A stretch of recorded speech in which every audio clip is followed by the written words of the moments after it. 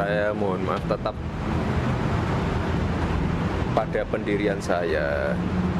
Tapi sekali lagi selama ini saya berstatement sebagai tuan rumah. Wali Kota Solo, Jawa Tengah, Gibran Rakabuming Raka mendadak berangkat ke Semarang. Dia mengaku baru saja dipanggil oleh Gubernur Ganjar Pranowo untuk menghadap. Pertemuan Wali Kota Solo Gibran Rakabuming Raka dan Gubernur Jawa Tengah pun diunggah di akun Twitter @ganjarpranowo. Ganjar menulis, "Kita mesti pandai menempatkan diri agar tetap berguna. Muda dan tua hanya bilangan angka. Rambut hitam dan putih bukan jaminan sikap bijaksana." Tweet Ganjar ini pun dibalas oleh Gibran dengan menulis, "Siap Bapak, terima kasih untuk arahannya." Pertemuan Wali Kota Solo Gibran Rakabuming Raka dan Ganjar Pranowo ini diduga membahas soal perbedaan sikapnya dengan Gubernur Jawa Tengah Ganjar Pranowo dan DPP PDIP soal Piala Dunia U20 2023. Menurut Gibran, dia memposisikan diri sebagai tuan rumah yang sudah menandatangani kesepakatan penyelenggaraan Piala Dunia. Karena itu sikapnya tidak berubah. Ini juga merupakan jawaban atas pernyataan Sekjen PDIP Hasto Kristianto bahwa para kepala daerah dari PDIP menolak kedatangan tim Israel ke Indonesia. Saya mohon maaf tetap pada pendirian saya. Tapi sekali lagi selama ini saya berstatement sebagai tuan rumah Piala Dunia. Jadi tidak ada masalah konstitusi atau apapun. Saya kemarin berstatement sebagai tuan rumah Piala Dunia. Pasca beda pendapat soal pelaksanaan Piala Dunia U20, mencuat isu kerenggangan hubungan antara Gibran dan Ganjar Pranowo. Gibran pun memastikan hubungannya dengan seniornya di PDIP itu baik-baik saja. Tim Liputan, Kompas TV. Lalu apa makna dari pertemuan ini? Betul membahas soal beda pendapat Piala Dunia U20 atau ada isu politik yang dibahas? Kita perbincangkan dengan pengamat politik Yunarto Wijaya yang telah bergabung bersama kami di Kompas Malam. Salam sehat Mas Toto. Mas Toto, ini pertemuan perdana Ganjar dengan Gibran usai sempat beda pendapat kemarin. Beda pandangan soal sikap PDIP yang menolak kehadiran Israel di Piala Dunia U20. Kalau analisa Anda, ada apa sampai harus Ganjar memanggil Gibran?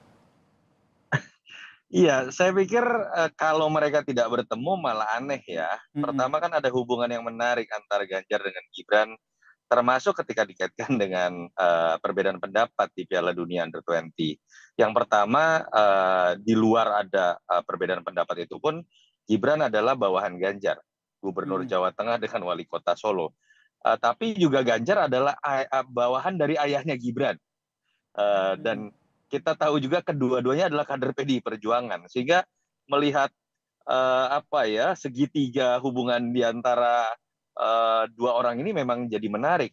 Dalam konteks Piala Dunia Under-20 kan ada kesan Ganjar berbeda dengan Pak Jokowi, lalu ada kesan berbeda juga Gibran dengan Ganjar, Gibran dengan PDI Perjuangan juga berbeda. Itu yang menyebabkan di luar substansi terkait dengan perbedaan pendapat mengenai U20 ini kan kemudian berkembang isu menjadi gosip-gosip politik. Orang mengkaitkan dengan pencalonan Ganjar. Orang mengkaitkan misalnya Pak Jokowi marah. Dan itu seakan-akan ada yang menganalisis disimbolkan dengan perlawanan dilakukan oleh Gibran. Nah, saya pikir terlepas perbedaan yang begitu tajam itu yang ingin ditunjukkan dengan pertemuan ini, dan saya meyakini kalau mau berspekulasi pasti dapat izin dari Pak Jokowi begitu ya dalam konteks politik. Mereka ingin menunjukkan bahwa tidak ada masalah dan jangan sampai ini ditarik-tarik menjadi politik praktis atau apalagi kaitannya dengan politik 2024. Berarti Saya pikir ini itu yang ingin ditunjukkan. menepis bahwa hubungan antara Ganjar dan juga Gibran kalau kita lihat sebagai sama-sama kader PDI Perjuangan ini renggang begitu ya usai beda pendapat kemarin. Kalau rasa kesal pasti. Gibran kan sudah menyiratkan itu. Tapi dalam konteks event, dalam konteks menyikapi event, mungkin Mas Gibran merasa bahwa kemudian Solo tidak mendapatkan multiplier effect ketika misalnya penyelenggaraan Piala Dunia terjadi. Tapi juga ketika isu ini sudah diputuskan, pada akhirnya kan juga bisa dilihat secara lebih jernih oleh masing-masing. Misalnya kalau betul Gibran kesal, Gibran juga tahu mungkin bahwa pengambilan keputusan FIFA kan tidak hanya didasarkan pada penolakan termasuk yang dilakukan oleh Ganjar Pranowo, banyak faktor lain yang juga menyebabkan hal tersebut, sehingga kemudian jangan sampai perbedaan pendapat yang misalnya pernah melahirkan kekesalan itu kemudian digoreng oleh banyak pihak menjadi sebuah isu politik, kerenggangan wali kota dengan gubernur, apalagi kemudian dikaitkan keretakan hubungan ayahnya dengan Ganjar, lalu kemudian dikaitkan lagi dengan politik 2024. Saya pikir itu yang coba ingin dinetralisir dengan pertemuan ini, yang sekedar ingin menunjukkan bahwa mereka masih bersahabat, akrab, dan seperti apa yang diposting-posting ini kan ingin menunjukkan keakraban hal tersebut. Jadi mengantisipasi ya, jangan sampai beda pendapat kemarin itu digoreng sehingga efeknya ke efek politik begitu. Jadi sebenarnya yang ingin ditunjukkan dari pertemuan keduanya ini kalau kita kaitkan dengan politik, ini apa, Mas Toto?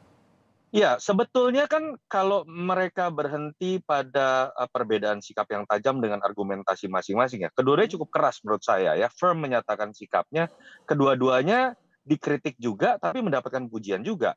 Gibran dipuji oleh orang-orang yang merasa bahwa seharusnya tidak ada penolakan, dan yang paling penting adalah penyelenggaraan Piala Dunia tetap berjalan.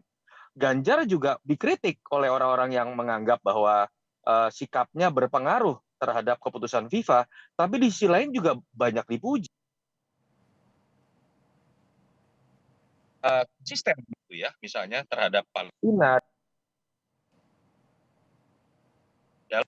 Bagaimana kemudian tidak sampai perdebatan atau pro dan kontra perbedaan sikap mereka ini menjadi hal yang terkait dengan politik 2024. Kenapa? Karena karir politik mereka ada di wadah yang sama loh, PDI Perjuangan. Misal, jangan sampai kalau dari pihak Mas Ganjar kan kemudian ada yang menggoreng, loh berarti Mas Ganjar hubungannya dengan Pak Jokowi sudah tidak baik lagi.